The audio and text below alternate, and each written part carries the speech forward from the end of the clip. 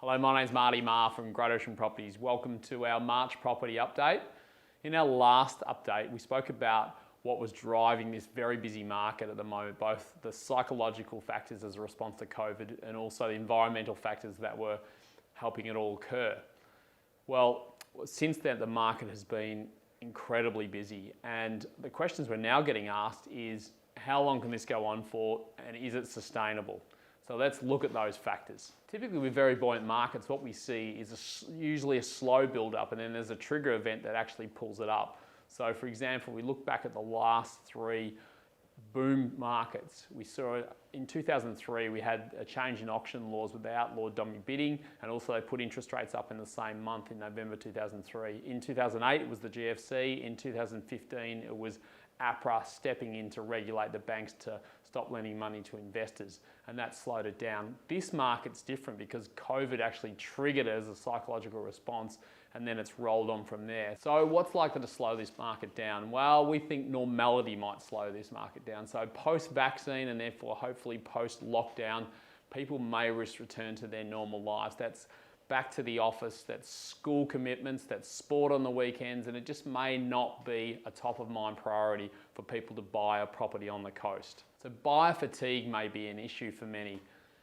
What happens, buying a property is actually, it can be a real emotional roller coaster. There's a lot of enthusiasm at the start, but if you miss out on a few properties or you get priced out of where you want to be, then that can lead to people just giving up. And we've seen that many times over the years, but particularly now when the supply is so short. Interest rate rise or a change in regulation like we saw in 2015 could also be a possible factor, although they seem quite unlikely at present. Another question we're getting asked is, where is all the money coming from? Well, from the surf coast, it's typically Melbourne predominantly. And it falls into a few categories. So we've got people who are simply asset swapping. So they're selling one asset in Melbourne to buy down here. Other people are borrowing significantly, and some just for the short term while they cover those asset sales.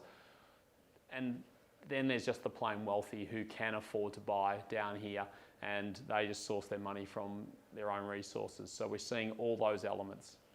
The other question we get asked is, are these prices sustainable? Well, property markets are governed by supply and demand, and at the moment we have very little supply available for sale, but it's because the towns themselves are very small. So we've got, for example, the lifestyle towns of Anglesea, Aireys and Lorne. If you look at Anglesea, it's only just over 3,000 properties. Aireys Inlet, Fairhaven, Moggs Creek, just over 2,000, and Lorne's only just over 2,500. Yeah, we've got 5 million people 90 minutes up the road. So the supply is really limited, but the demand is very consistent. Added to that is the fact that COVID has allowed people to work more flexibly so they can spend more time here, and no one's getting on a plane anytime soon to travel overseas. So this really underwrites the demand part of the equation, and although it's definitely a seller's market, buyers can take comfort from the fact that the fundamentals that underwrite their purchase is very strong. So I hope that helps. If we can be assistance with any real estate matter, feel free to contact us at Great Ocean Properties. We'd love to help.